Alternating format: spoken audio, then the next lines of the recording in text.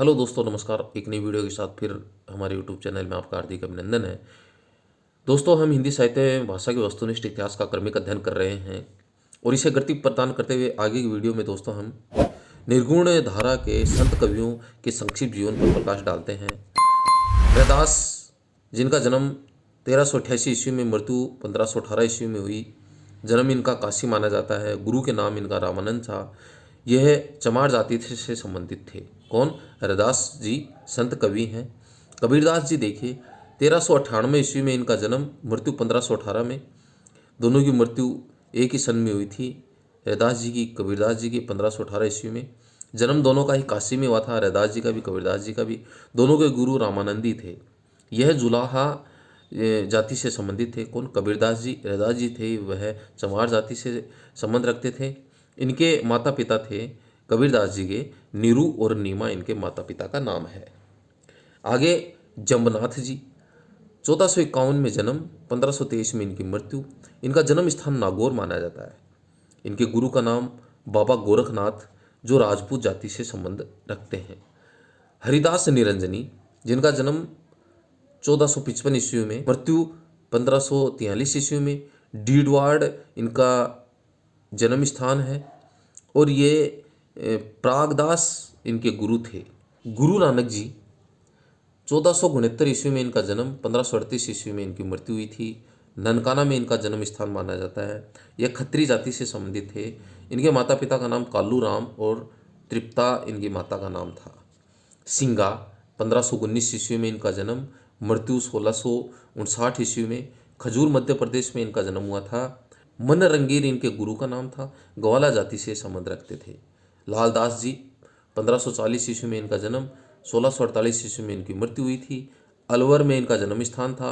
गदन चिश्ती इनके गुरु का नाम है और ये मेव जाति से संबंधित थे।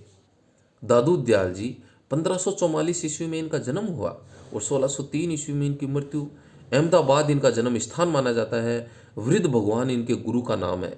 दुनिया या इन्हें मोची जाति का इनको माना जाता है। मलुकदास जी, 1574 ईस्वी में इनका जन्म हुआ, 1682 ईस्वी में इनकी मृत्यु। इलाहाबाद इनका जन्म स्थान है। पुरुषोत्तम इनके गुरु का नाम है। खत्री जाति से संबंधित थे ये। सुंदरदास इनके पिता का नाम है। बाबा लाल, इनका जन्म 1590 ईस्वी में और इनकी मृत्यु 1655 ईस्वी में। इनका जन्म स्थान पंजाब माना जाता है। यह क्षत्रिय जाति से संबंधित थे। सुंदरदास जी, 1596 ईस्वी में इनका जन्म हुआ, 1689 ईस्वी में इनकी मृत्यु। जयपुर इनका जन्म स्थान है और दादू दयाल जी इनके गुरु माने जाते हैं। बनिया जाति से ये संबंधित थे। इनके माता पिता का नाम परमानंद और सती है। डॉक्टर बचन सिंह ने लिखा है कि भक्ति काव्य का प्रथम क्रांतिकारी पुरुषकर्ता कबीर ही है। यह डॉक्टर बचन सिंह का मत है। क्या कहते हैं ये? कि भक्ति काव्य का प्रथम क्रांतिकारी जो पुरुषकर्ता है वह कबीर ही है। मुसलमानों के अनुसार कबीर के गुरु का नाम सूफी फकीर शेख तकी था। यह मुस्लिम जाति के लोग मानते हैं कि इनके गुरु सूफी फकीर शेख तकी थे। ये सिकंदर लोदी के पीर गुरु भी माने जाते हैं। कबीर की वाणी का संग्रह उनके जो शिष्य है, जिनका नाम है धर्मदास ने बीजक नाम से 1464 ईस्वी में किया। बीजक के 3 भाग किए गए हैं, रेमेनी, शब्द और साखी। ये बीजक के 3 भाग हैं। कबीर की रचनाओं में प्रयुक्त छंद एवं भाषा देखें कौन कौन सी प्रयोग में लाई गई है। बहुत बार इससे संबंधित प्रश्न पूछे जाते हैं।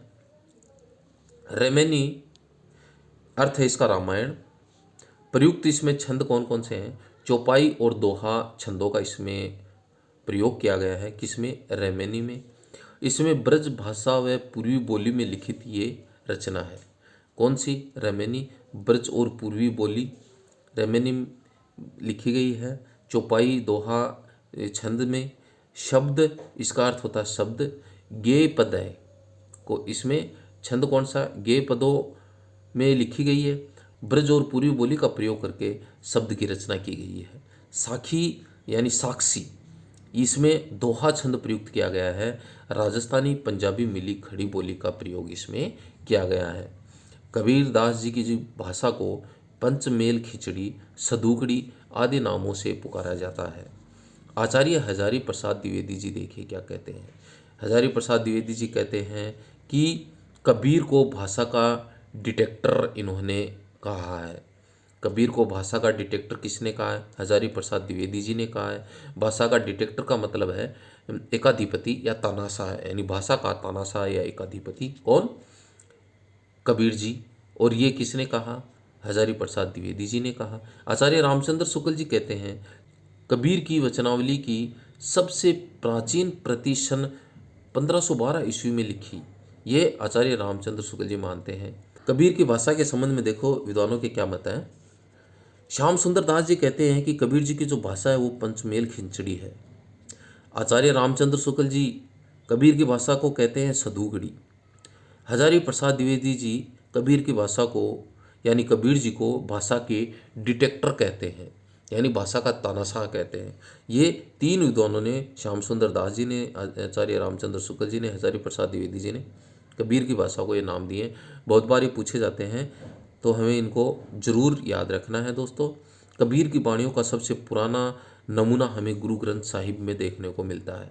अब देखिए कबीर के संबंध में महत्वपूर्ण कथन कौन कौन से हैं। इसमें कोई संदेह नहीं कि कबीर ने ठीक मौके पर जनता के उस बड़े भाग को संभाला जो नाथपंथियों के प्रभाव से, प्रेम भाव और भक्ति रस से शून्य शुष्क पड़ता जा रहा था, यह आचार्य रामचंद्र शुक्ल जी कहते हैं। उन्होंने भारतीय ब्रह्मवाद के साथ सूफियों के भावात्मक रहस्यवाद, हठ योगियों के साधनात्मक रहस्यवाद और वैष्णवों के अहिंसावाद तथा प्रपतिवाद का मेल करके अपना पंथ खड़ा किया, यह आचार्य रामचंद्र शुक्ल जी कहते हैं। भाषा बहुत परिष्कृत और परिमार्जित न होने पर भी कबीर की उक्तियों में कहीं कहीं विलक्षण प्रभाव और चमत्कार देखने को मिलता है। प्रतिभा उनमें बड़ी प्रखर थी, इसमें कोई संदेह नहीं है, यह आचार्य रामचंद्र शुक्ल जी कबीर के संबंध में कहते हैं। कबीर की मृत्यु मगहर में हुई। कबीर की पत्नी का नाम लोई था और इनके पुत्र पुत्री का नाम कमाल और कमाली था। संत रैदास जी, इन्हें रविदास जी के नाम से भी जाना जाता है, मीराबाई और उदय के गुरु माने जाते हैं। रैदास जी के 40 पद हैं वो गुरु ग्रंथ साहिब में संकलित किए गए हैं। गुरु नानक देव सिख संप्रदाय के मूल प्रवर्तक और आदि गुरु माने जाते हैं। कौन? गुरु नानक जी। गुरु नानक देव की पत्नी का नाम सुलक्षणी था और इनके 2 पुत्र थे, श्री चंद और लक्ष्मी चंद। गुरु नानक देव की जो प्रमुख रचनाएं हैं वो कौन कौन सी हैं? जप्पू जी, आस दीवार, रही रास और शोहिला, ये जो रचनाएं हैं वो गुरु ग्रंथ साहिब में संकलित की गई हैं। जप्पू जी नानक दर्शन का सार तत्व माना जाता है। नसीहत नानक देव की महत्वपूर्ण रचना है। संत कवियों से संबंधित जो प्रमुख प्रसिद्ध स्थल हैं वो देखिए कौन कौन से हैं। शंबराथल जो समाधि स्थल है वो जंबनाथ का है। अलख दरीबा जो सत्संग स्थल है, अलख दरीबा सत्संग स्थल है, यह दादू दयाल जी से संबंधित है। बाबा लाल का शैल जो बड़ौदा में है, ये बाबा लाल संत कवि से संबंधित है। मगहर इन जो मृत्यु स्थल है यह कबीरदास जी का है। शांगानेर मृत्यु स्थल जो जयपुर में है यह सुंदरदास जी से संबंधित है। भराने राजस्थान में मृत्यु स्थल है ये दादू दयाल जी का है। भराने जो है द्वारका मृत्यु स्थल है यह मीराबाई से संबंधित है। दोस्तों, आपको हमारी वीडियो जरूर अच्छी लग रही होगी, प्लीज़ वीडियो को लाइक करें, चैनल को सब्सक्राइब करें और बेल आइकन को प्रेस करें ताकि हमें एक मोटिवेशन मिल सके। धन्यवाद।